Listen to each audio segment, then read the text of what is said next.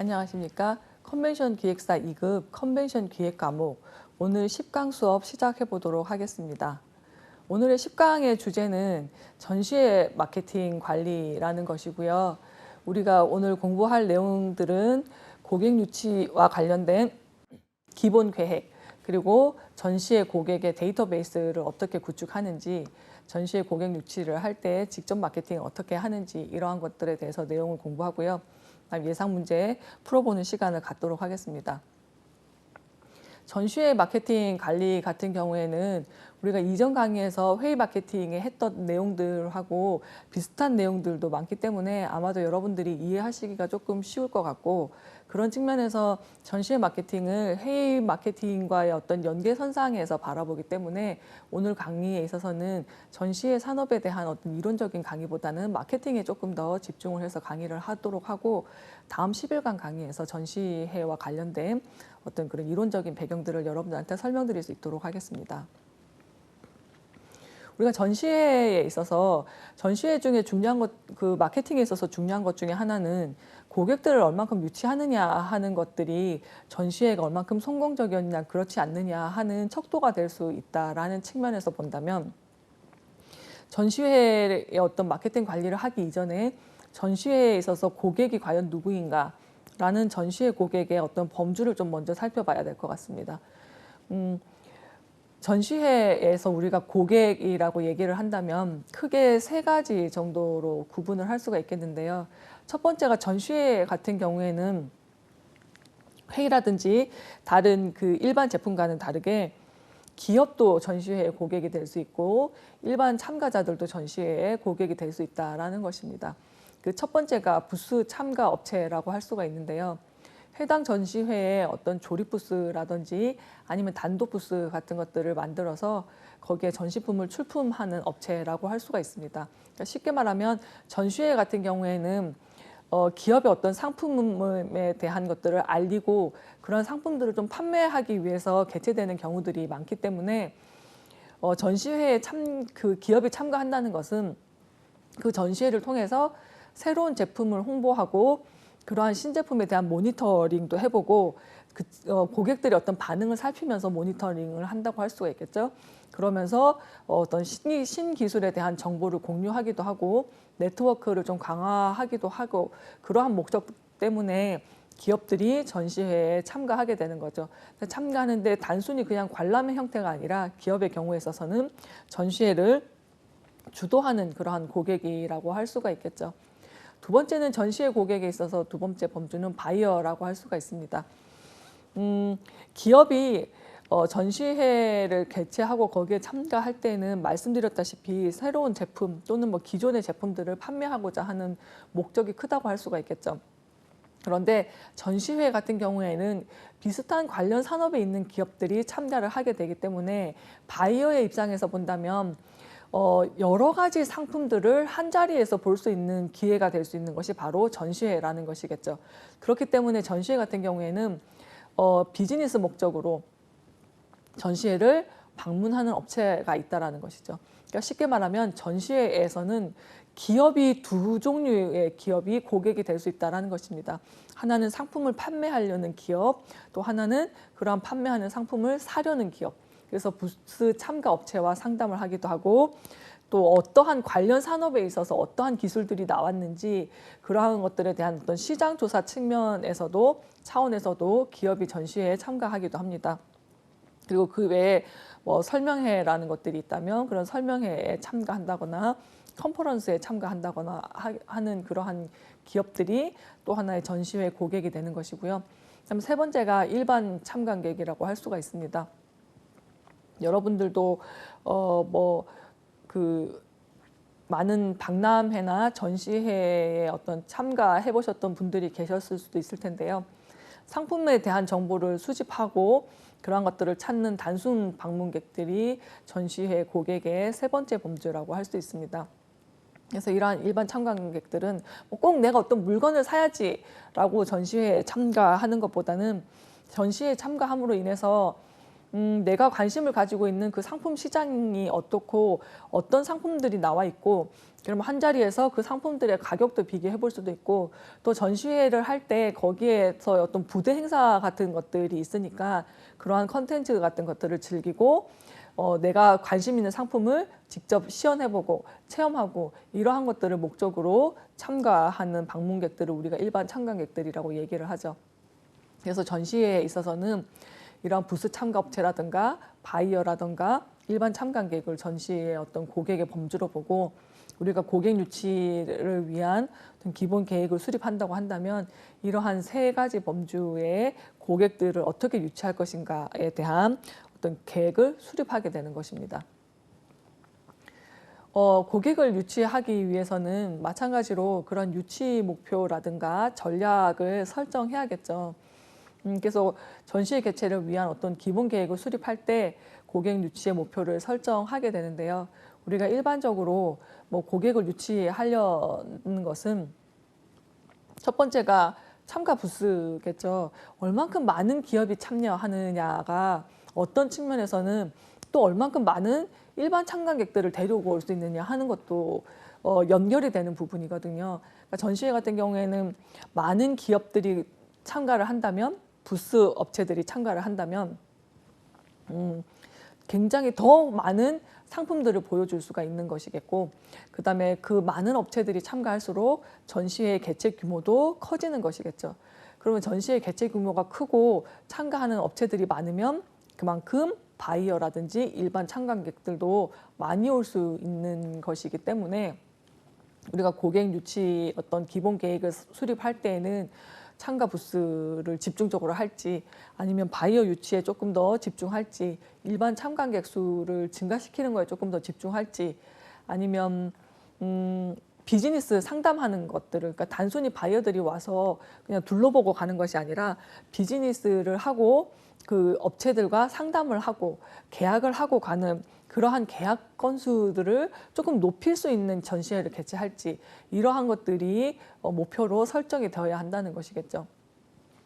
특히나 전시회에 있어서 고객 유치의 목표를 세운다는 것은 전시회의 어떤 방향성을 잡는 부분이기도 하기 때문에 고객의 어떤 유치 목표를 설정하는 것이 전시회에 있어서는 굉장히 중요한 단계라고 할 수 있습니다.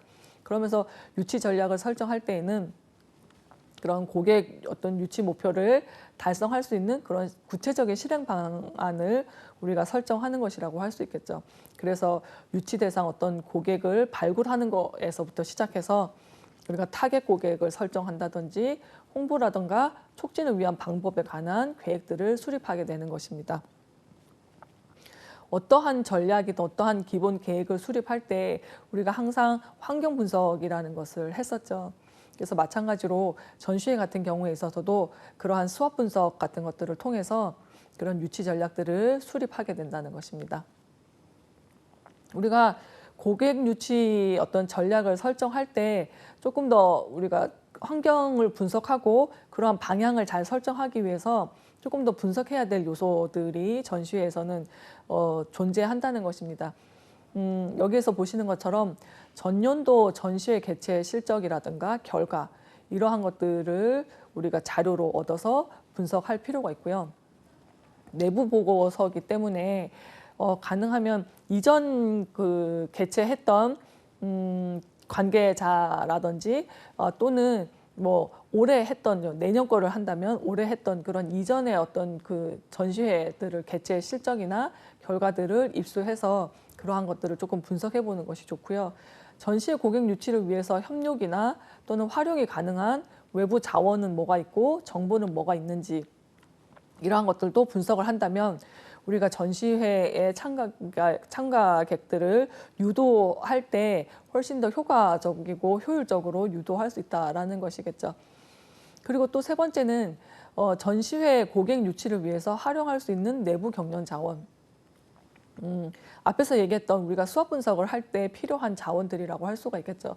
외부 자원이 필요하고 또 내부에 대한 자원의 어떤 분석이 필요하다는 것이고 그 외에도 해당 산업 구조라든가 그리고 그 기업체의 현황들 뭐 전시회 같은 경우에는 부스 업체들이 참여하는 경우들이 훨씬 많기 때문에 그 산업에 있어서 어떤 구조가 어떻게 흘러가고 있는지, 그럼 그 산업에 있어서 기업체들이 어떤 상황에 있는지, 경기가 좋은지 나쁜지, 그러면 경기가 좋다면 그 전시회에 참여하고자 하는 기업들이 더 많을 수도 있겠죠.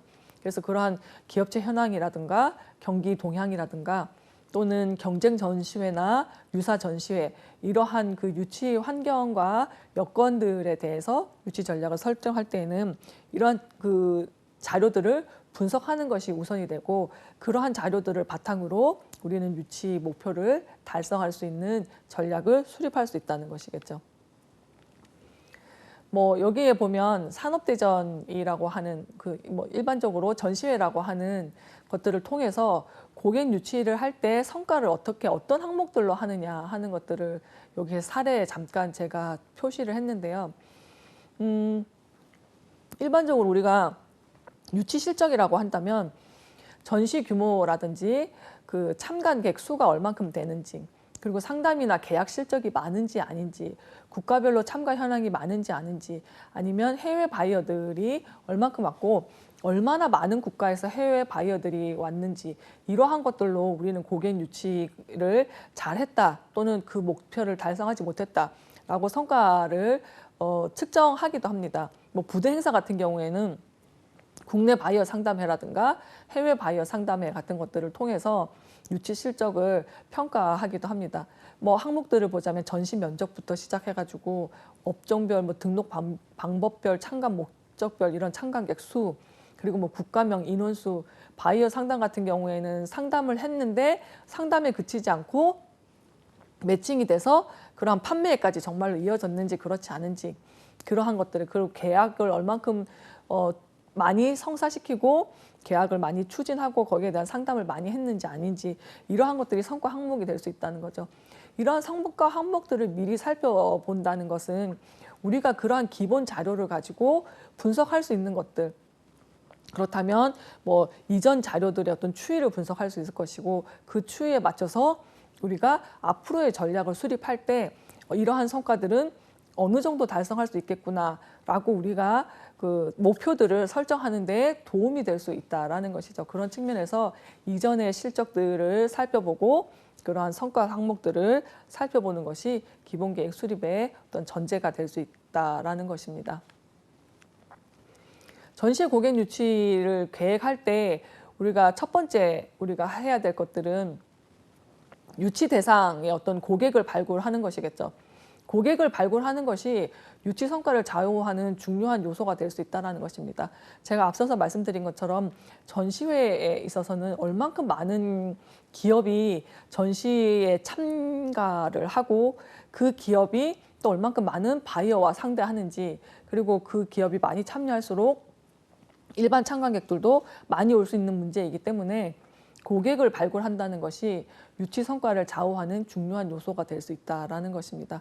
그래서 우리가 고객을 발굴할 때에는 아무런 베이스가 없는 곳에서 고객을 발굴하는 것은 정말 그 목표를 달성할 수 있을까 의심이 될 정도로 어려운 일이라고 할 수가 있겠죠.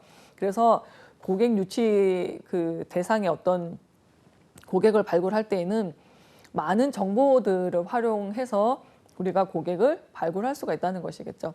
뭐 내부 정보와 외부 정보를 활용을 하는데요.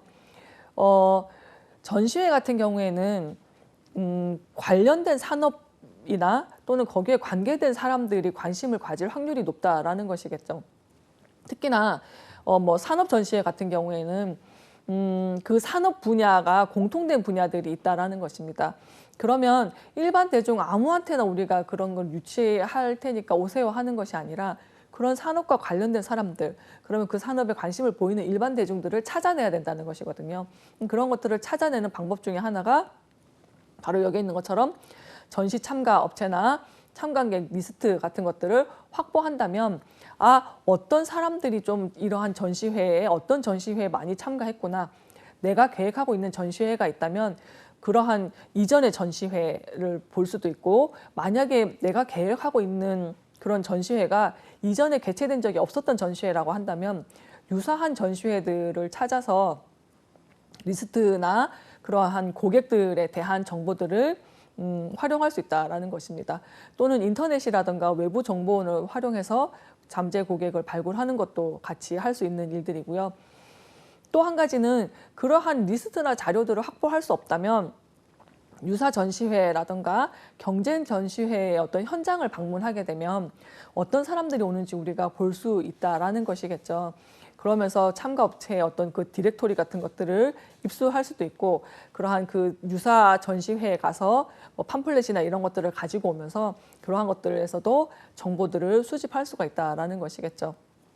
그 외에도 관련 협회나 어떤 단체의 회원사 명부 같은 것들도 그 사람들이 직접 거기에 참가했는지 그렇지 않은지 협회의 어떤 회원 명부만 가지고서는 알 수는 없지만, 이러한 관련된 그 산업에 관심이 있는 사람들이라는 정보는 가지고 올 수 있기 때문에 협회나 단체의 어떤 회원사 명부 같은 것들도 고객을 발굴하는 데 있어서 중요한 정보가 될 수 있다라는 것입니다.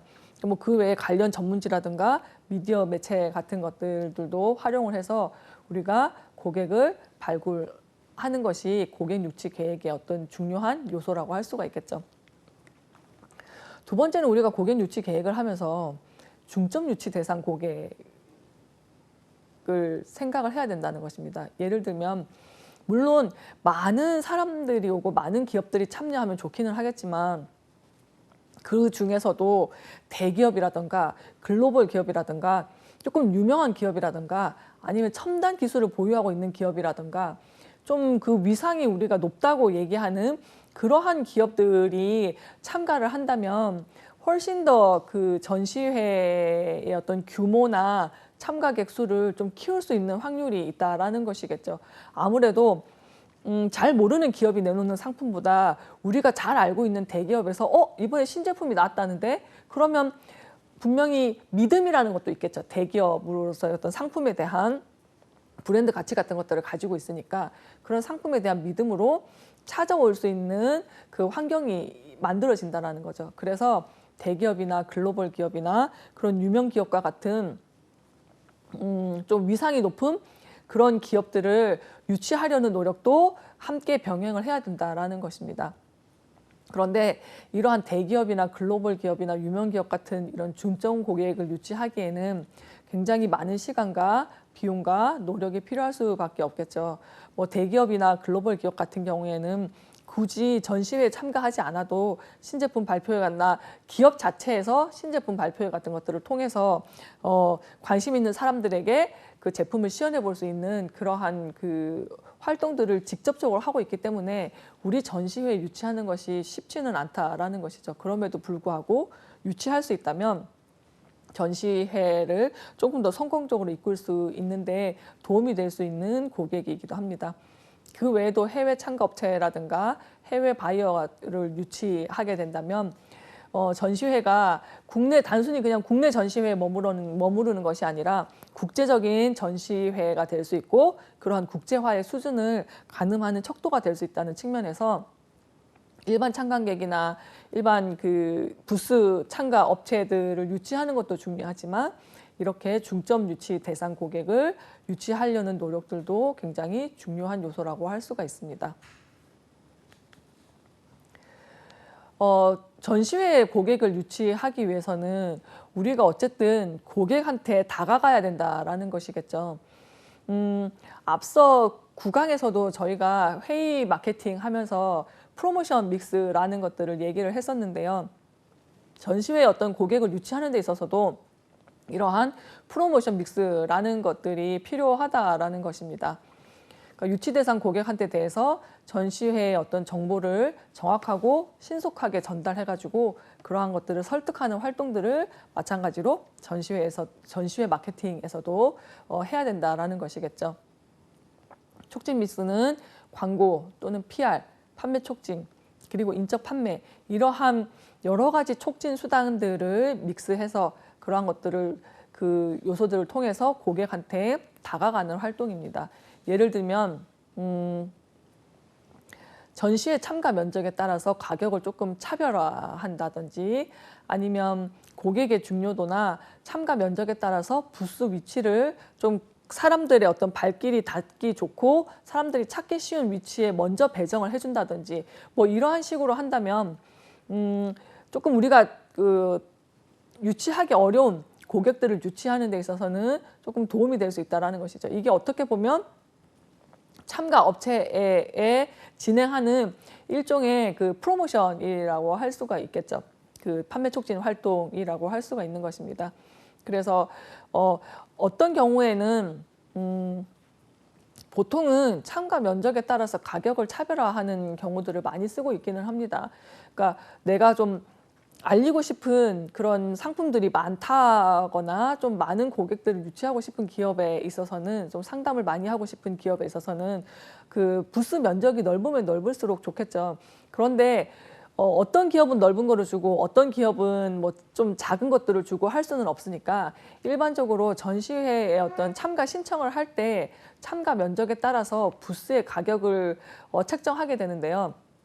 그러한 면적이 크면 가격이 좀 비싸지고 면적이 작으면 가격이 좀 낮아진다는 거죠. 그러면서 면적이 큰 부스들을 사람들이 쉽게 찾을 수 있는 그러한 장소에다가 위치를 먼저 배정해주는 그러한 경우들도 상당히 많이 볼 수 있습니다. 그렇게 되면 조금 더 어떤 큰 규모의 기업들을 유치할 수 있다 보니까 이러한 촉진 활동들을 많이 활용하고 있는 편이기도 합니다.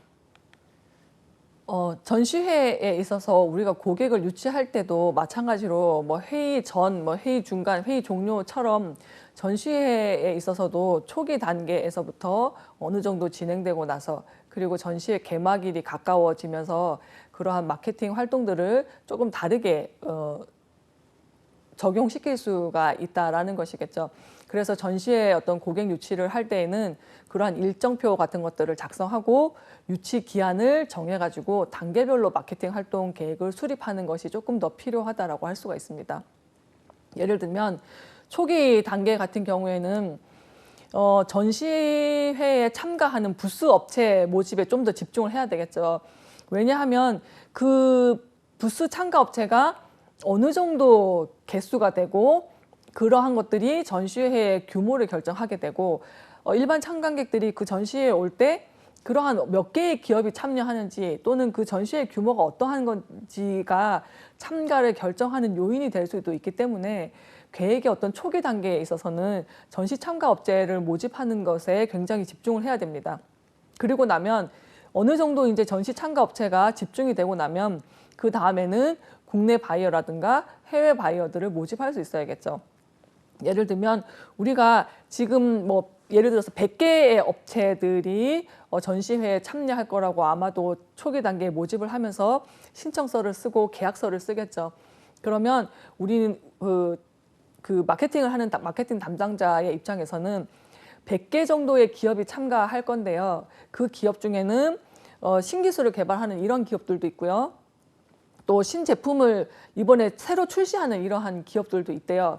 그러니까 국내든 해외든 바이어들한테도 좋은 기회입니다. 여기 와서 상담할 수 있는 좋은 기회입니다 하고 바이어들을 모집하는 것들을 조금 병행을 하게 된다는 것이겠죠. 그리고 전시회 개막일이 가까워지면 일반적으로 전시회 같은 경우에는 바이어들만 받는 전시회도 있고 일반 참관객들을 받는 전시회들도 있는데요.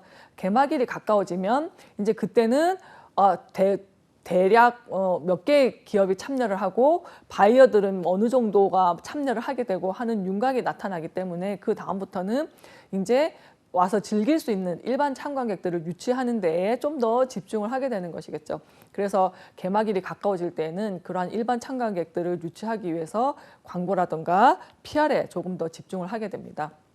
다만 이러한 그 고객 유치 계획을 수립하고 이러한 것들을 실행함에 있어서 고객 유치 활동을 위해서 필요한 어떤 예산이라든가 지출 계획 같은 것들은 미리 수립을 해놔야 된다는 것입니다.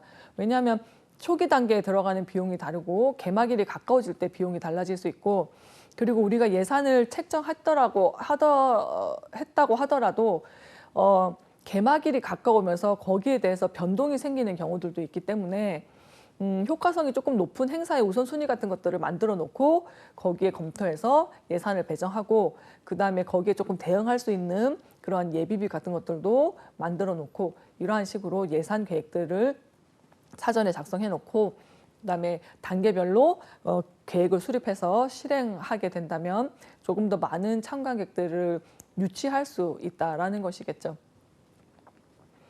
전시회에 우리가 고객 유치라는 것이 굉장히 지금 중요하다라는 것들을 방금 제가 설명하는 것들을 통해서 아마 여러분들이 깨달았을 거라고 생각이 됩니다. 그리고 전시회에 있어서 그 마케팅에 있어서 첫걸음은 고객을 유치하는 것이 전시회에 있어서는 굉장히 중요한 요소라고 설명을 드렸었죠. 그러한 고객을 유치하는 거의 어떤 첫 번째 그 단계가 고객을 발굴하는 것이고 고객을 발굴하는 것 자체는 아무런 베이스가 없는 곳에서 하는 것이 아니라 여러 가지 이전 자료나 많은 자료들을 통해서 고객들을 발굴할 수 있다고 말씀을 드렸었는데요. 그런 측면에서 본다면 올해 내가 지금 개최할 때 올해 참가했던 고객들 또는 전시회 잠재 고객들을 발굴을 할 수 있다면 그러한 자료들을 내가 가지고 있을 수 있다면 내년에 전시회를 개최할 때 이러한 자료들을 활용해서 고객을 유치할 수가 있다라는 측면에서 본다면 전시회에 있어서 고객 데이터베이스 구축은 반드시 필요할 뿐만이 아니라 앞으로의 어떤 전시회를 개최하는 데 있어서 다양하게 활용할 수 있는 그런 자료가 될 수 있다는 측면에서 전시회에 있어서의 고객 데이터베이스는 굉장히 중요한 요소라고 할 수가 있습니다. 그래서 반드시 데이터베이스를 구축해야 될 필요성이 있다라는 것이겠죠. 전시회 데이터베이스 구축 같은 경우에는 현장 마케팅의 기초가 되기도 하고요. 데이터베이스의 양에 따라서 주최하는 행사의 어떤 매출이라던가 규모 같은 것들도 가늠할 수가 있다라는 것이겠죠. 좀 더 쉽게 설명을 드리자면 데이터베이스 같은 것들을 가지고 있으면 이전에 참가했던 사람들, A라는 사람들부터 뭐 1부터 10까지 있다라고 한다면 1번 고객 같은 경우에는 이전 자료들을 봤더니 매년 참가하는 고객들이 있고 뭐 2번 고객 같은 경우에는 데이터베이스를 가지고 봤더니 뭐 2년에 한 번씩 하는 사람들이 있고 어떤 사람들은 처음 오는 사람 아니면 혹은 잠재 고객 같은 경우들도 있겠죠. 그러면 그러한 데이터베이스들을 많이 가지고 있으면 가지고 있을수록 1번 같은 고객이 몇 명인지 또는 2번 같은 고객이 몇 명인지 매년 오는 고객이 몇 명인지 이러한 것들을 우리가 예측하기가 훨씬 쉬워진다는 거죠. 그런 측면에서 본다면 데이터베이스의 양이 많으면 많을수록 행사의 매출이나 규모를 가늠하는 것도 훨씬 더 정확하게 조금 실제에 가깝게 예측할 수 있다라는 측면에서 데이터베이스 구축이라는 것이 어떤 그 중요성을 우리가 생각할 수 있는 부분이고요. 그렇게 하다 보니까 전시의 고객 데이터베이스 같은 경우들은 고객들과 그런 개별적이고 지속적인 관계를 갖는 개별 고객 마케팅 같은 경우도 우리가 할 수 있게 하고 또는 1:1 마케팅이라든가 관계 마케팅을 위한 수단으로 우리가 적절하게 전략 수행을 할 수 있다는 것입니다. 바꿔 말하면 데이터베이스를 우리가 가지고 있으면 우리가 마케팅을 할 때 아무도 모르는 그런 불특정 다수한테 하는 것이 아니라 정말 올 수 있는 확률이 높은 사람들한테 1:1로 할 수 있는 그 기초가 자료가 된다라는 것이겠죠. 그렇기 때문에 그런 데이터베이스를 가지고 있으면 내가 개개인 한 사람 한 사람에 대해서 조금 적절한 마케팅 전략을 수행할 수 있게 해준다는 측면에서 전시의 고객 데이터베이스 구축은 굉장히 그 필요성이 점점 증가하고 있다라고도 말씀드릴 수 있겠습니다. 우리가 전시의 고객 데이터베이스를 구축할 때에는 우선은 고객에 대한 데이터를 먼저 수집을 해야겠죠. 그래서 전시회를 개최하고 난 다음에 그렇게 축적되어 있는 기존 데이터들이 있기도 하죠. 고객 데이터를 수집할 수 있는 이유 중에 하나는 또는 방법이라고 한다면 참가 업체 같은 경우에는 참가 신청서를 받아요. 참가 신청서를 받을 때 그 참가 기업의 사업자 등록증까지도 다 제출을 하게 되어 있다라는 측면에서 본다면 그러한 것들은 우리가 그 내부적인 기초 자료로 활용을 할 수 있다라는 것이고요. 그 외에도 뭐 그 협회라든가 단체 같은 것들을 통해서 고객 데이터를 수집할 수가 있고요. 그다음에 일반 담당자 같은 경우에는 우리가 뭐 부대 행사나 이벤트 같은 것들을 할 때 개인정보 활용 동의라던가 어떤 연락처 같은 것들을 받아놓게 되는 경우들이 있는데 그런 것들로도 데이터를 수집할 수가 있다라는 것이겠죠. 그래서 데이터베이스 구축이 반드시 어떤 필요한 요소라고 한다고 보면 개최할 때 또는 다른 전시회 갔을 때 그러한 데이터들을 수집할 수 있는 활동들도 많이 필요하다라는 것이겠죠. 그렇게 해서 고객 데이터를 수집하는데 뭐 수집 항목 같은 경우에도 뭐 너무 다양하게 수집을 하기에는 또 시간도 오래 걸리고 비용도 많이 들다 보니까 회사명이라던가 또는 참가 업체 같은 경우에는 그 전시회를 담당하는 담당자 그리고 그 사람들의 어떤 전화라던가 이메일이라든가 회사에 대한 어떤 기본 정보 같은 것들을 수집하면 좋고요. 그다음에 그 기업이 또는 참관계획에 관련된 정보라면 참가 횟수는 얼마큼 많이 참가했는지 그리고 관심 품목이나 관심 항목이 뭔지 그리고 전시회를 개최한다면 어느 지역에서 개최하면 좋겠는지 어느 지역에서 개최하면 참여할 의향이 있는지 없는지 뭐 이러한 다양한 정보들을 수집할 수가 있다는 것이겠죠. 그러면 그러한 것들을 수집해서 그러한 것들을 그 정보들을 뭐 일목요연하게 우리가 설계해 놓고 그것들을 데이터베이스화 해놓는 거죠. 그래서 이러한 고객 데이터베이스를 구축하는 거에 있어서는 정보를 수집하는 것은 여러 사람들이 다양한 그 루트를 통해서 다양한 활동을 통해서 정보를 수집하게 되지만 데이터베이스를 구축하는 거에 있어서는 그 어떻게 구축하면 좋겠는지 그 데이터베이스 구축에 대한 어떤 설계 그리고 그 데이터베이스를 활용할 수 있도록 구현하는 과정에서는 전문적인 지식이라든가 경험이 필요한 부분이 있다라는 겁니다. 그래서 조금 더 우리가 수집하는 항목들에 따라서 데이터베이스를 어떻게 구축해 놓느냐 그리고 그 구축해 놓는 방법에 따라서 나중에 활용할 때 뭐 우리가 솔팅을 한다던가 할 때 굉장히 유용하게 활용할 수 있는 것들이기 때문에 데이터베이스의 어떤 데이터 정보 수집뿐만이 아니라 구축을 하는 데 있어서도 전문적인 지식과 경험이 필요하기 때문에 사내에 전문 인력을 두고 하는 경우들도 있고요. 외부의 전문 업체를 이용해서 구축하기도 하는데요.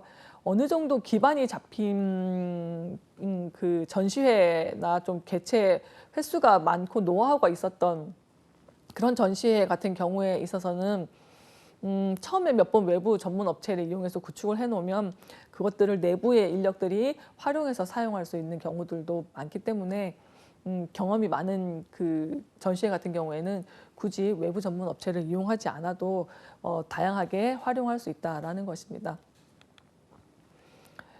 데이터베이스를 활용할 때는 당연히 제가 뭐 필요성에 대해서도 언급을 굉장히 많이 드렸고 꼭 필요한 것이다라고 했는데 왜 더 필요한지를 본다면 이런 데이터베이스에 활용할 때 어떠한 장점들이 있느냐 하는 것들을 여러분들이 보시면 더 필요성을 인지할 수 있을 것 같습니다.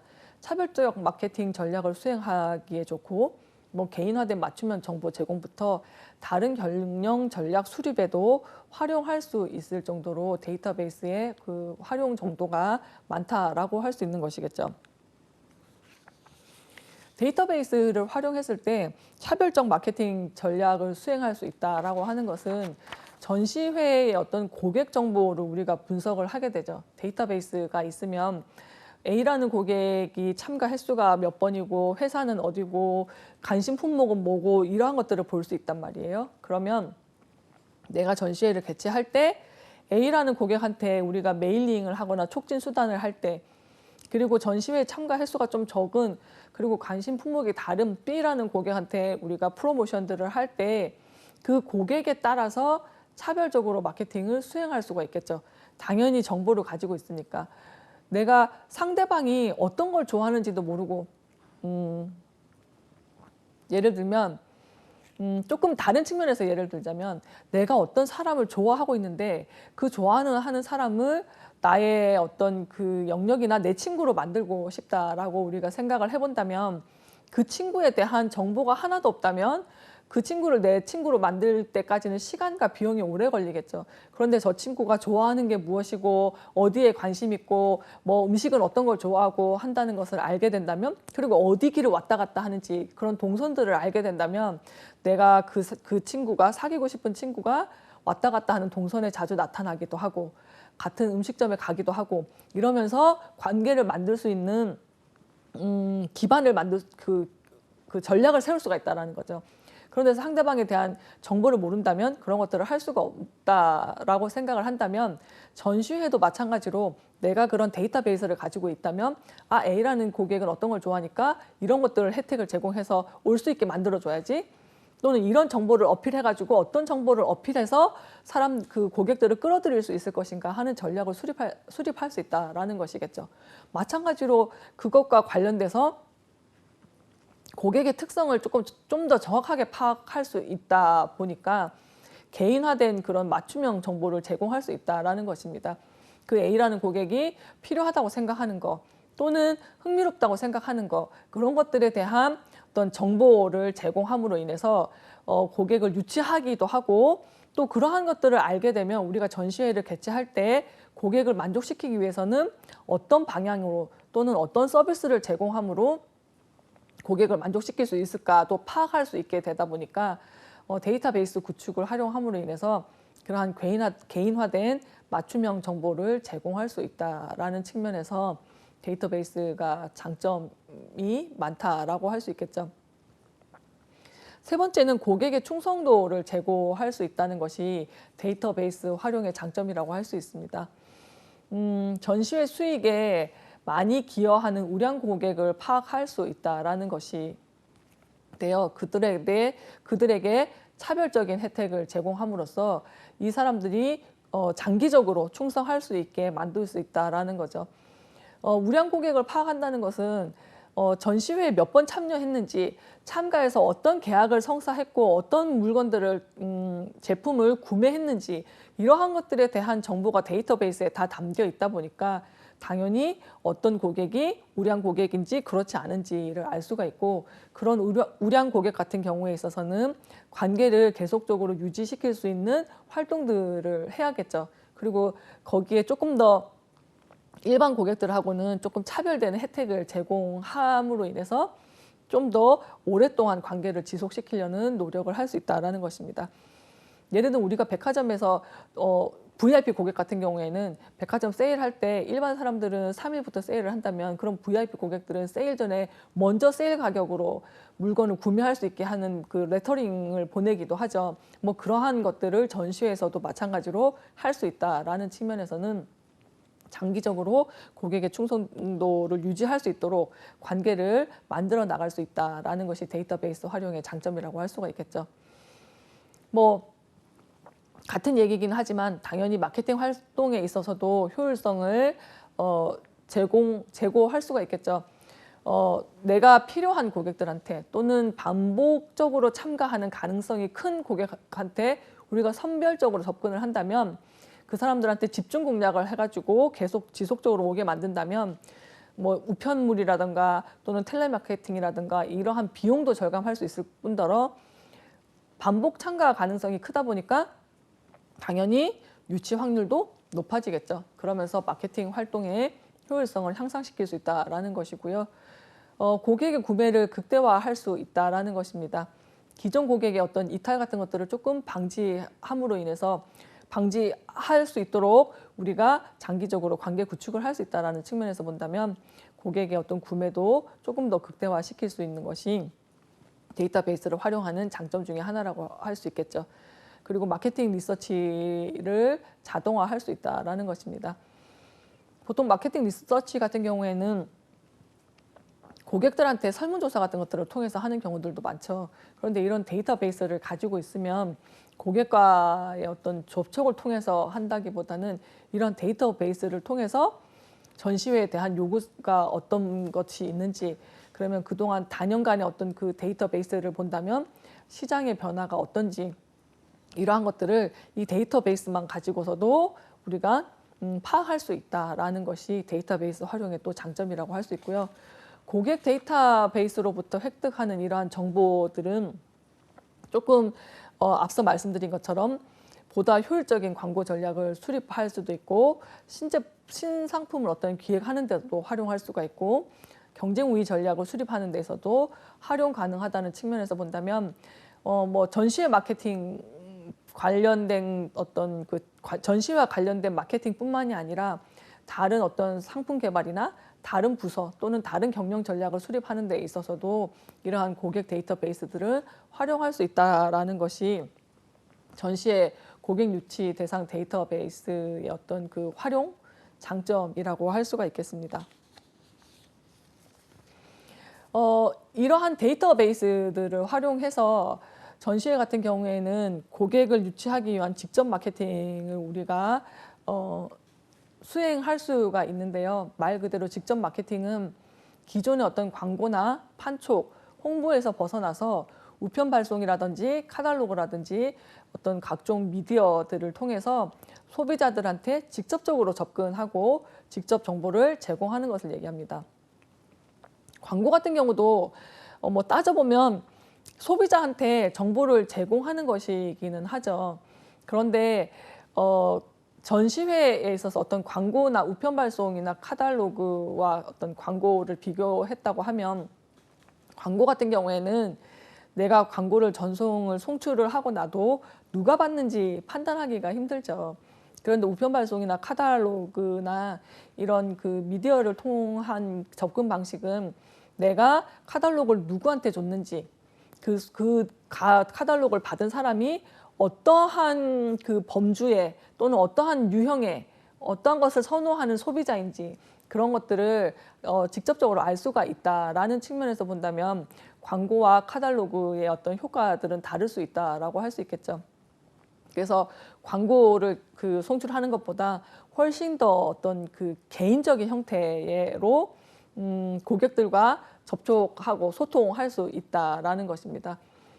데이터베이스가 있다 보니까 이렇게 직접적으로 마케팅을 하는 것이 가능하기도 한 거고요. 우리가 전시회에 있어서 직접 마케팅이라고 한다면 제일 첫 번째가 DM을 얘기할 수가 있겠는데요. 전시회하고 관련된 어떤 서신이나 광고, 전단, 샘플 같은 것들을 우편을 통해서 예상 고객들한테 보내고 그 결정에 의해서 참가할 것인지 아니면 또 뭐 그렇지 않을 것인지 이러한 것들을 좀 확정받는 방식입니다. 그래서 직접 마케팅을 할 때 다이렉트 메일을 보낼 때 경우에 따라서 조금 참가하는 날짜가 다가온다고 한다면 그러한 참가 신청서를 같이 동봉해서 보내는 경우들도 있다라는 것이겠죠. 그래서 DM 같은 경우에는 선별적으로 우리가 결정해서 누구한테 보낼 것인지 이런 것들을 결정할 수 있다라는 것과 그리고 DM을 통해서 고객하고 개인적인 친분을 좀 유지할 수 있고 언제든지 이용할 수 있다라는 친축성이 있고 그리고 성과 측정들이 용이하다라는 장점들 때문에 고객 유치 마케팅에 있어서는 DM이라는 방법을 많이 활용하기도 합니다. 그래서 DM은 주최자가 참가 업체한테 최초로 전달하는 메시지가 될 수 있다라는 거죠. 그래서 어떤 세일즈의 시작을 알리는 신호이기도 합니다. 우리 이제 이런 거 개최할 거예요. 언제 개최할 거예요. 라고 처음으로 알려줄 수 있는 그러한 방법 중에 하나라고 할 수 있겠죠. 그래서 참가 안내서라든지 리플렛이라든지 아니면 뉴스레터 이런 것들을 모두 DM으로 발송할 수가 있다라는 것이겠죠. 그래서 외부의 어떤 DM 대행업체를 활용하기도 하고요. 어떤 DM 발송 프로그램 같은 것들을 활용하기도 합니다. 요즘은 그 DM 발송이라고 하는 것이 오프라인으로 발송하기도 하지만 온라인으로도 발송하기도 하죠. 그래서 그런 프로그램 같은 것들을 활용해서 DM을 발송하는 것이 직접 마케팅의 하나의 종류일 거고요. 두 번째가 이메일입니다. 전시회와 관련된 어떤 광고라든가 정보, 아마도 전시회뿐만이 아니라 요즘 많은 기업들이 이런 이메일을 통해서 정보를 제공하고 마케팅을 하기도 하죠. 그래서 우리가 흔히 우리의 그 이메일 그 편지 보관함을 본다면 스팸 메일함이 따로 존재할 정도로 굉장히 그 정보를 알리는 이메일이 다양하게 오고 있기는 한데요. 전시회도 마찬가지로 관련된 광고나 정보, 자료 이런 참가 유치를 위한 각종 업무를 처리하는 그런 커뮤니케이션 수단으로 이메일을 많이 사용하기도 합니다. 그래서 DM으로 발송한 참가 안내서나 참가 신청서, 뭐 부스 배치도 이러한 것들을 전자 파일로 송부하기도 하고, 뭐 또는 오프라인으로 신청서 양식이나 이런 것들을 보내기도 하고 하는 것이겠죠. 세 번째가 팩스인데요. 요즘은 아마도 팩스보다는 이메일의 활용이 가장 많을 거라고 생각이 됩니다. 다만 이제 뭐 팩스 같은 경우에는 조금 비교적 저렴한 비용으로 빠른 시간 안에 고객들한테 필요한 정보와 자료를 제공할 수 있다라는 측면에서는 팩스가 유용할 수 있겠죠. 그리고 이메일이나 이러한 것들을 사용할 수 없는 인터넷 환경이 별로 좋지 않은 그러한 해외 고객이 있다거나 할 때에는 팩스가 어떻게 보면 우편보다 훨씬 더 빠르고 신속하게 정보를 전달할 수 있는 수단이기도 합니다. 그래서 그러한 인터넷 환경이 좋지 않은 곳에서는 참가 신청서를 받기에는 효과적인 수단이라고 할 수가 있겠습니다. 네 번째는 텔레마케팅인데요. 요즘은 텔레마케팅 세일즈도 많이 우리가 접할 수 있는 부분이기도 합니다. 전화 같은 것들을 통해서 전시회에 관한 정보들을 알려주는 것이겠죠. 그래서 DM에 좀 다 담지 못했던 그런 부족한 정보들을 추가적으로 제공할 수도 있고요. 그다음에 참가 이메일을 신청서를 동봉해서 뭐 이메일이나 우편을 발송했는데 참가를 할지 말지 이러한 것들에 대한 어떤 반응을 파악한다거나 아니면 그 메일을 확인했는지 아닌지 그런 것들을 좀 파악할 때 활용하기 좋은 수단 중에 하나가 텔레마케팅이라고 할 수 있겠죠. 또는 좀 더 관심을 많이 가지고 있는 사람들한테는 방문해서 직접적으로 정보를 훨씬 더 많은 정보들을 줄 수 있도록 그러한 방문 약속도 잡을 수도 있고, 그러한 측면에서 본다면 텔레마케팅도 어느 정도 효과적인 그러한 그 수단이 될 수 있습니다. 그런데 이제 텔레마케팅 같은 경우에는 조금 주의할 것이, 우리가 상대방이 나를 전혀 모르는 상태에서 우리가 전화를 받는다면 아마도 거절당할 수도 있는 것이겠죠. 그래서 조금 그러한 것들을 거절당하는 횟수를 좀 줄일 수 있다거나 고객의 어떤 무관심하는 그런 위험을 좀 줄이기 위해서는 먼저 DM 같은 것들이나 이메일을 먼저 보내고, 그리고 나서 그것을 받았다고 생각될 즈음에, 그러니까 2일에서 뭐 3일 후쯤 이렇게 통화를 해서 마케팅을 하는 것이 훨씬 더 효과적일 수 있다라는 것입니다. 그런데 이제 텔레마케팅 같은 경우에는 아무래도 서로의 음성으로 주고받는 것이다 보니까 기록물이 남지는 않겠죠. 그래서 조금 텔레마케팅 할 때에는 고객 정보를 파악하는 것이라든가 고객의 관심 정보를 파악하는 것들, 이러한 것들이 나중에 마케팅 활동에 있어서 굉장히 중요한 역할들을 하기 때문에 이러한 요소들을 철저하게 기록을 해놓는다든가 또는 녹음을 해놓는, 녹취를 한다든가 해서, 뭐 녹취 같은 경우에는 좋은 방법일 수도 있고 또는 이슈가 될 수 있는 방법이기도 하기 때문에 가장 좋은 것은 그러한 통화에 대한 결과를 철저하게 기록해 놓는 것이 필요하다고 할 수 있습니다. 다섯 번째는 브로슈어라고 할 수 있는데요. 고객한테 브로슈어를 보내주면 고객이 그 브로슈어를 보고 구매 여부를 결정하는 방식입니다. 그래서 전시회 경우에 있어서는 참가 의사 결정을 유도하기 위해서 브로슈어를 많이 보내주기도 합니다. 브로슈어 같은 경우에는 그 전시에 대한 정보를 담고 있기 때문에 참가할지 말지 결정할 수 있는 그런 그 고객한테는 그런 정보가 될 수 있다라는 것이겠죠. 그래서 조금 참가 의사를 결정하는 것들을 좀 유도하고 싶다 할 때는 브로슈어 같은 것들을 활용하기도 합니다. 여섯 번째가 문자 서비스인데요. 요즘은 휴대전화를 사용하지 않는 고객들이 거의 없다고 보면 되죠. 그래서 휴대전화를 이용하는 고객들한테 참가 신청 기한이라든가 납부 일정이라든가 이런 안내와 같은 짤막한 메시지 같은 것들을 전달하게 되는 것이 아마 SMS라고 생각이 됩니다. 이러한 문자 서비스 같은 경우에는 고객들한테 뭐 많은 정보를 알려주기 위해서 문자 서비스를 하는 것은 활용도가 그렇게 높다라고 할 수가 없겠죠. 문자 서비스의 어떤 활용도를 높일 때에는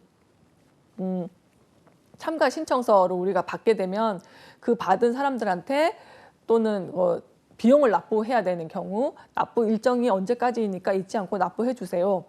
그러면 대금 납부는 어떻게 하시겠습니까?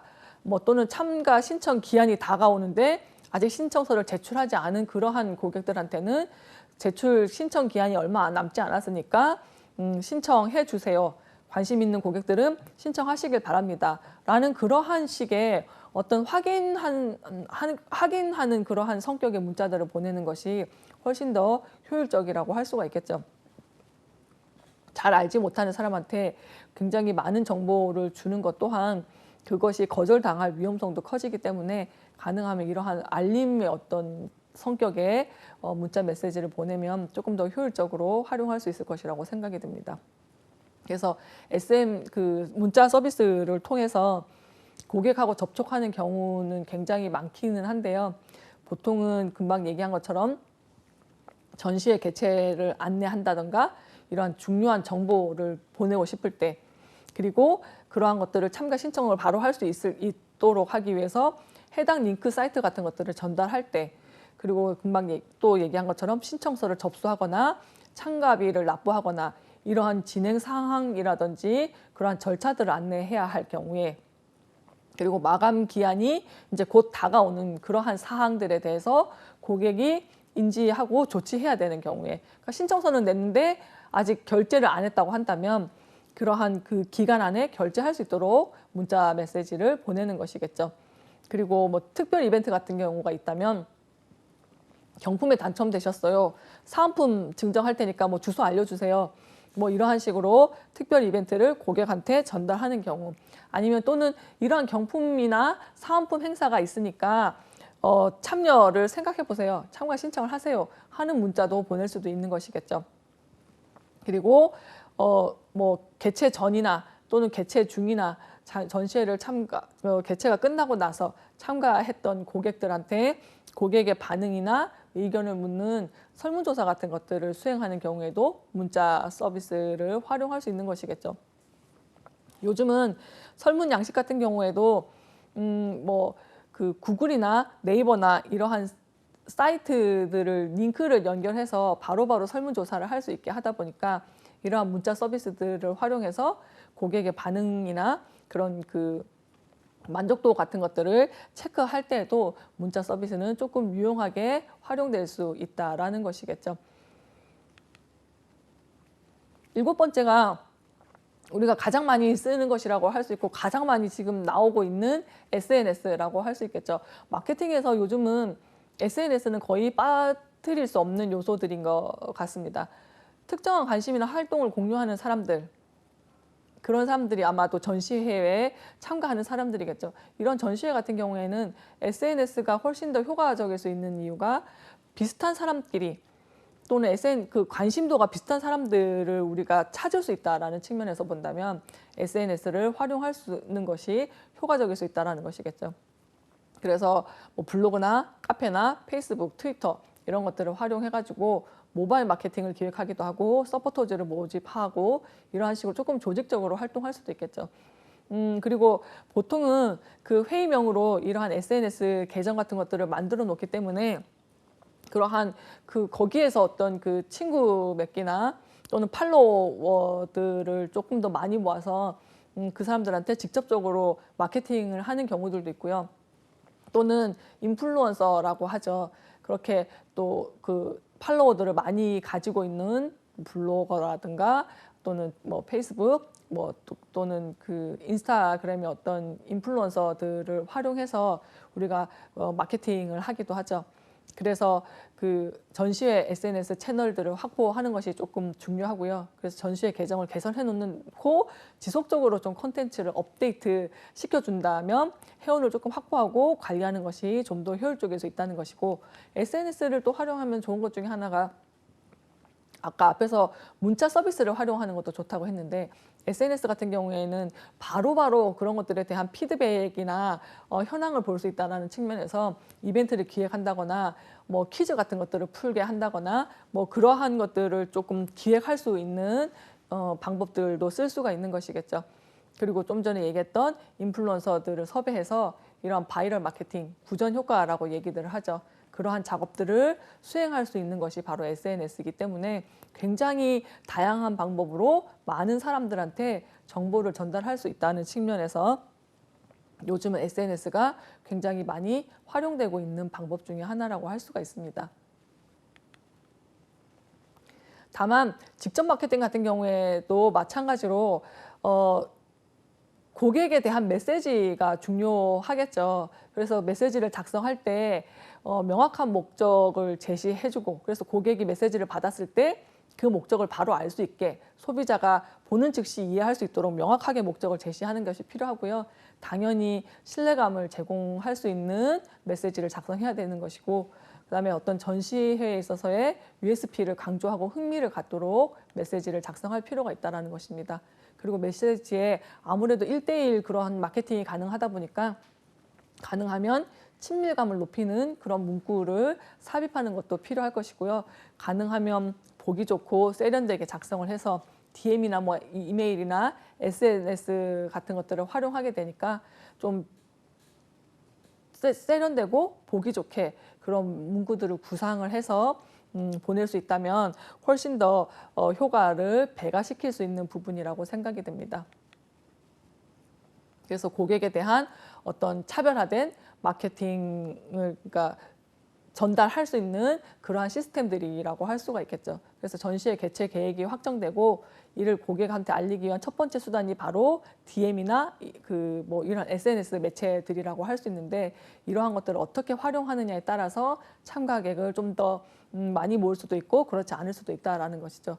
그리고 더더군다나 고객의 유형이라든가 중요도에 따라서 고객을 유치하는 데 있어서 굉장히 앵커 역할을 할 수 있는 기업이라면 조금 더 다른 유형의 접근이 필요하다라고 할 수 있겠죠. 그래서 고객에 대한 어떤 차별화된 마케팅이라든가 정보를 전달하는 그러한 활동들도 역시 직접 마케팅을 실행하는 데 있어서 중요한 전략이 될 수 있다라는 것입니다.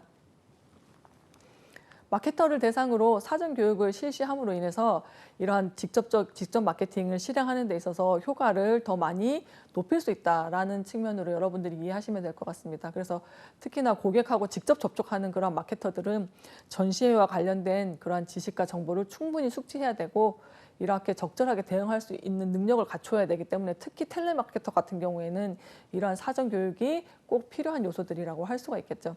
특히나 SNS 마케터 교육 같은 경우에는 블로그라든지 카페 또는 뭐 페이스북, 인스타그램 이러한 것들을 운영을 어떻게 좀 효율적으로 하면 좋은지 그런 것들에 대한 교육이 필요하다라고 할 수가 있겠습니다. 오늘 저와 함께 전시회 마케팅 관리에 대해서 또는 직접 마케팅 어떻게 하면 좋고 고객 데이터베이스 구축하는 것이 왜 중요한지에 대해서 여러분들과 함께 수업을 했었고요. 다음 시간에는 지난번 앞에서 말씀드렸듯이 전시 산업에 대한 조금 더 이론적인 내용들을 여러분들과 함께 공부해 보고요. 전시회에서 어떤 고객을 확정하는 그러한 과정들에 대해서 여러분들과 공부하는 시간을 갖도록 하겠습니다. 오늘도 여러분들한테 도움이 되는 수업이었기를 바라면서 오늘 수업 여기서 마치도록 하겠습니다. 감사합니다.